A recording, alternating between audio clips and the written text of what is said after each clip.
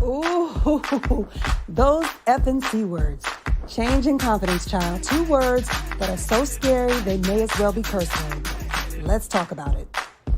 On this podcast, we'll share our stories about hardship and starting over, making professional pivots, ending relationships and friendships, and having the confidence to navigate change.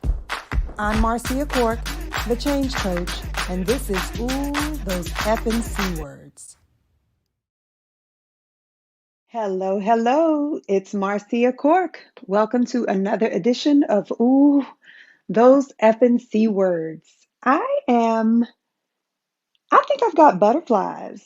This is such an unusual feeling. I have to be honest. This is the first time that I'm recording a session of the episode. If you've been listening to the podcast, then you know that the first 9 recordings, the first 9 episodes have been recordings of my one-to-one coaching sessions, but then also some interviews with guests.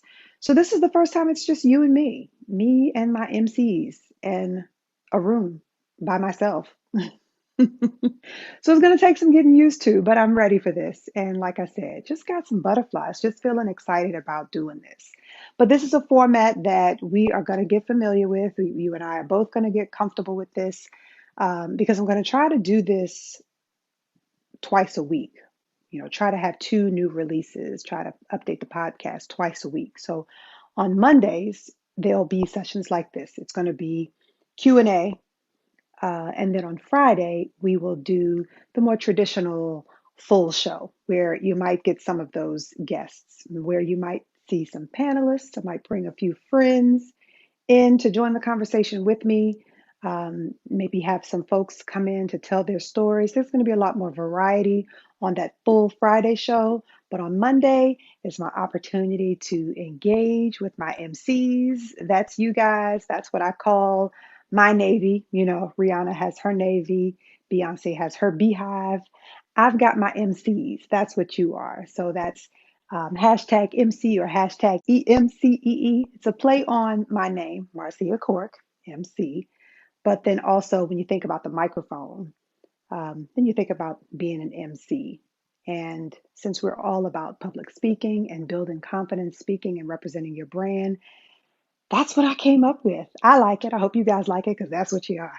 It's me and my MCs. So we're going to take some listener letters today. I'm really excited about this because I have actually been collecting these letters now, these submissions through DM, people emailing me with questions related to public speaking. They usually come in after I've done a workshop or a training somewhere, then people will follow up with their emails. And I usually answer them directly, but the plan was for me to also use them as content for social media. So my plan initially was to take the questions, format them, make them look all pretty, and use them as content on Instagram and other places where I'd introduce the question and then do it on my reel, give a quick response, maybe even do some TikTok one day. But that never happened.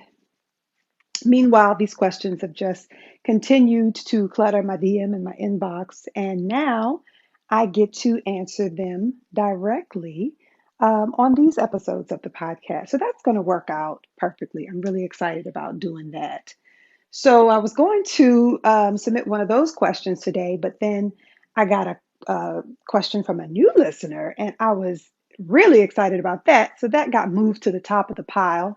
So that's the one we're going to take today because it was a really good question. Um, so let's get into that one. They did not want to give a name, but here's the question. I'm loving the show. I binged while running errands this weekend and even watched the ones that had YouTube videos. Awesome. I have a question though. With your proud stance, you tell your clients not to adjust their clothes. Why wouldn't you want clients to look their best? I love this question. And I'm trying to think about whether it's actually been asked before. I know with my students, they will, I give a lot more context and a lot more background, which unfortunately you guys don't get with those recorded sessions because, that's me with the client and I'm given a lot of background and context to them while we're talking, but that's what kind of got edited out of the versions that you heard. So you don't get all of that preparation that I give them because I'm trying not to make the show super long. So I've edited out a lot of that context. So when I'm explaining to them what the proud stance is, I'm explaining to them why I don't want them to adjust their clothes and stand up. So here's my opportunity to really clear that up and explain fully what the proud stance is. So let me back up a little bit. So the proud stance is what I call the position that you stand in and hold, or in these days, with so much of what we do being in the digital space and being on virtual calls and platforms like that, holding any position for a full minute, which is roughly how long it takes to either answer a question, respond to a question that you've been asked, or to make an initial introduction, or to just give a quick response to something.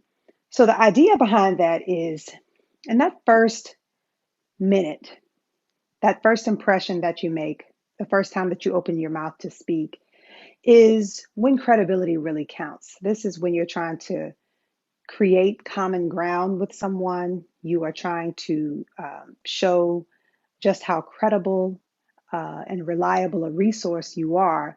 So you really want to appear confident then, in those first few minutes, making that initial impression.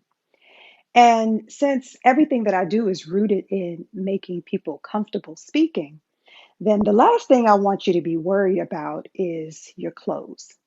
I don't want you um, doing so much work to pull down a shirt and adjust your pants or fix glasses, pull hair out of your face. All of those things are really a signal that you are uncomfortable. And then once you do it, you kind of continue to live in that discomfort, and others can see it.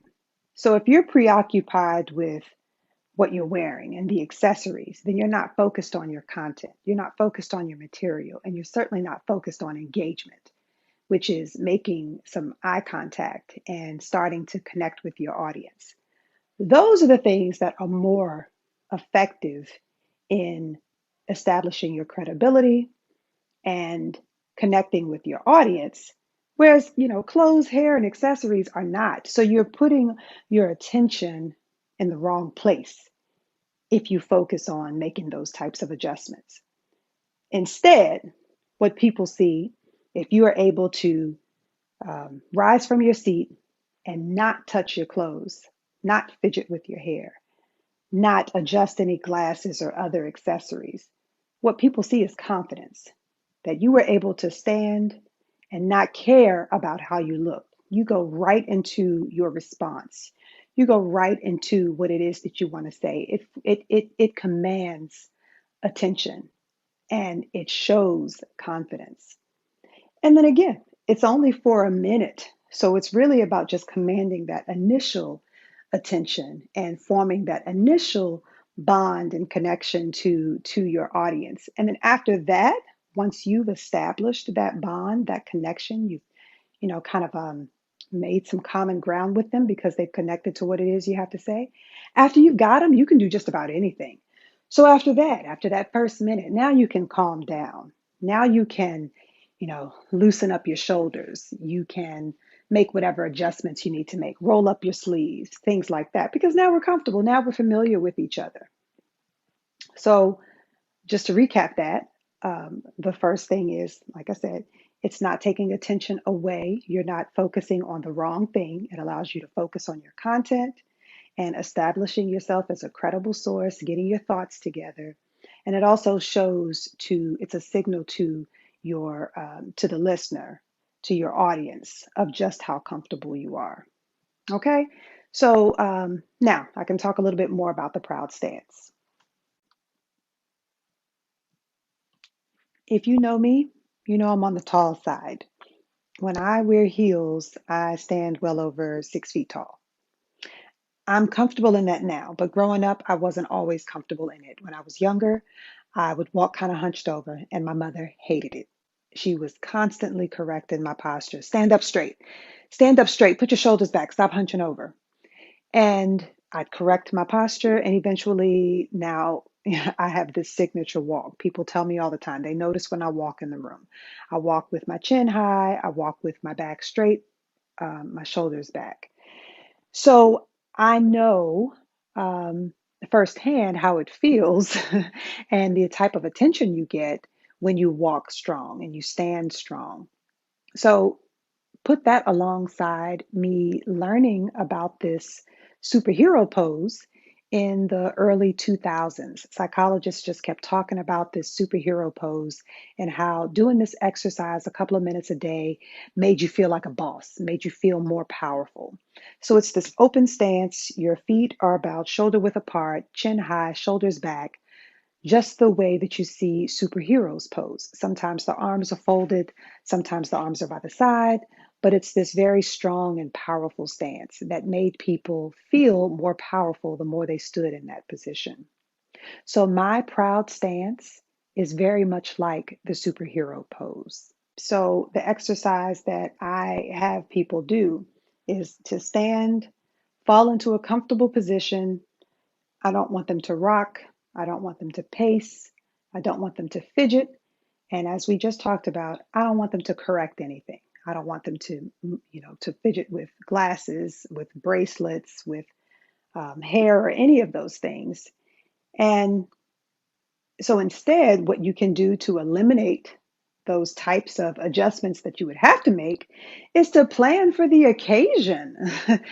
Remove yourself of those distractions to begin with. Don't wear bracelets that are going to jingle. Don't wear any jewelry for that matter, a watch or anything that's going to bump up against a desk if you're sitting, or bump up against a microphone, or any earpiece, any AirPods or other devices that you might be wearing on your ears to improve the sound. Prepare to not have to deal with those things. If you wear readers, we might end up lifting and lowering those readers. If you are wearing something like sunglasses, same thing. You don't want to have to keep um, putting on and taking off sunglasses. Now, readers are an exception because sometimes if you're going back and forth between short distance and long distance viewing, then yes, you're going to have to put those glasses on and off. So you want to minimize the distraction that that might cause by either maybe putting them on um, a string, a rope that you can wear around your neck, so that you can quickly raise and lower the glasses. Some things you have to just work with the situation and the circumstances. You just try to reduce the amount of times that you have to put them on and take them off. Now, if we're talking about pants or skirts bunching at the waist or bunching between your thighs and other places, other nooks and crannies, it happens. But you want to dress comfortably. So if you know that you've got those leggings or that particular dress or these slacks that will hide in all those places, don't wear those. If you've got that shirt that um, is cut a little too low or the button is a little too snug, anything that you're going to have to adjust, just don't wear that day. So minimize the distractions or the disruptions to your presentation ahead of time instead of trying to make those adjustments. Okay? So that's why I have people work on not adjusting for the proud stance. I want you to just beam pride and confidence. I want you to command the audience. I want you to capture their attention. I want you to connect with them by maintaining eye contact. I don't want you fidgeting with clothes and accessories. It takes away from you looking and feeling confident. Those things are a distraction, and they're a disruption to the proud stance. So, all right, so this next question, oh, this one I love, and I love how it was submitted. So I'm going to make sure I include this in the show notes. This question is an audio recording, and I love that about this platform. There's actually a way to submit your questions, your comments, any, scenarios that you want to work through together. You can submit them as an audio. So I get to hear your voice. I love that. And they'll be dropped into the show. So this question comes from DMV Wealth Builders. Hello, DMV Wealth Builders. I recognize that name. Um, so here it is. And my public speaking related question is how can I stop saying the ands and the ums? Thank you. So the ums and the uhs, this is a common question. I've gotten this question so many times. So I'm glad that that is what was asked in this audio format. So now you guys see how effective this is. So I hope you will take advantage of it. Please, please, please record yourself on audio. Now the whole point is I know what it is. I know why you won't want to do it because you know people like to be anonymous. They don't want to speak in public. That's what this is all about. That's what this podcast is all about, is having you get more comfortable speaking. But keep in mind, we are never looking for perfection, people. I don't claim to be a good public speaker. Everywhere I go, anywhere you hear me speak, anywhere you see me deliver a training or a workshop, I do not claim to be a good public speaker. There are people who speak way better than I do. There are techniques and nuances to speaking that I'm still working on mastering myself. But I am my own avatar. The solutions, the techniques, the exercises that I give to you, I share them because they are things that I do for myself. You know, this is a practice. You have to practice public speaking and you have to put it into practice regularly to stay comfortable with it. If you don't use it, you lose it, right? So, all that to circle back to say, we're not looking for perfection. We are looking for your authentic self. People connect to others based on, that know, like, and trust factor. So you're really just trying to come across, present your best self, and have a conversation or uh, give us communication, give us an interaction that feels like a conversation with a friend. And what do we do with conversations with friends? We say we say we use hand gestures and a lot of facial expressions. So that's going to be more effective than focusing on the ums and the uhs. So let me jump into that answer, give you a answer that's a little more constructed. And then you hear that? You hear all those uhs? Again, they're just a part of normal communication. So, what will be more effective when you're giving a formal speech or even an informal presentation? Q&A, podcast appearances, interviews, things like that. Being on a panelist of some sort. Maybe you're leading a training. Any opportunity that you speak or present, we're going to call that just the speaking opportunity. Sometimes they aren't always formal speeches, but anytime you speak, what's going to come off better is it feeling like a conversation than it feeling like a, you know, very, very formal keynote speech, so to speak. So again, we do those ums, we do those uhs. Now, I think that what has happened over time, traditionally, maybe when we were focused a lot more on elocution, when we were focused more on these very formal and structured speeches, when the workplace was a different kind of place, a very formal and structured kind of place. Environments have changed. The places and the situations where we have speaking opportunities have changed. It's a lot more casual, and we want people to be relatable above anything. So the rules have changed. And my rules and my coaching technique will never have you focus on eliminating ums and uhs completely. That's not what I'm looking for. Just like with the proud stance, if you are focused on how many times you say and how many times you say you are not focusing on your content, right? And if you're not focused on your content, that's what's going to cause you to stumble and fumble. And then that's what's going to cause you to be nervous. So if I'm all about building confidence and having you feel more confident and comfortable speaking, then how can I possibly have you focused on these uhs and these ums? They are not a big deal. No one will be counting your ums and your uhs or these pauses, those fillers. No one's counting that unless it gets to be a distraction. So that is what you'll probably hear me say over the next few days, weeks, and years as we get more acquainted with each other. What you will hear me focus on more is correcting bad habits, you know, correcting those types of things, things that become a distraction. All right. Not focusing on the uhs and the ums.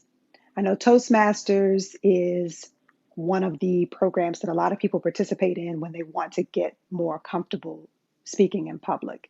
And Toastmasters, as I knew it some years ago, did have people count the uhs and the ums. It was actually a way that people were rated and graded. And I think that's where it comes from. I know that's where it comes from when we were a lot more formal with our speaking opportunities, but that's not where we are. Where we are right now is about forming connections, establishing credibility, being relatable, letting your true personality show through. Quick plug, that's my CPR technique. I have a video on YouTube if you haven't watched it already. Um, that's giving life to your speech with a little CPR. It's credibility, personality, and relatability. And again, that's on YouTube. Take a look. Let me know what you think. But yes, that's my CPR technique. It's what I integrate into my coaching, the one on one exercises. I'm sorry, the exercises that I do with my one on one sessions, but that's something that I conduct just about everywhere that I speak and present when we're working some type of exercise into improving your public speaking. I always talk about my CPR approach to speaking. Okay. I don't focus on us and ums because they are a normal part of conversation. Okay. So it's more about you being your authentic self, speaking and presenting like you would if you were having a normal conversation with friends. But as your coach and in working with you, if I observe that this is something that you struggle with, that this is something you do enough that it's a distraction to your listeners, then what I would work with you on is your pace. I would have you slow down to the point where you are comfortable keeping pace with your thoughts. Naturally, that's going to help you get rid of those ums and those uhs because you won't be looking for filler words. You won't be killing time trying to catch up to what it is you want to say. That's what will help you with those ums and those uhs. It's just slowing down and taking a pause in place of the or the those fillers. I think that's going to do it for this episode, folks. My MCs. This was fun.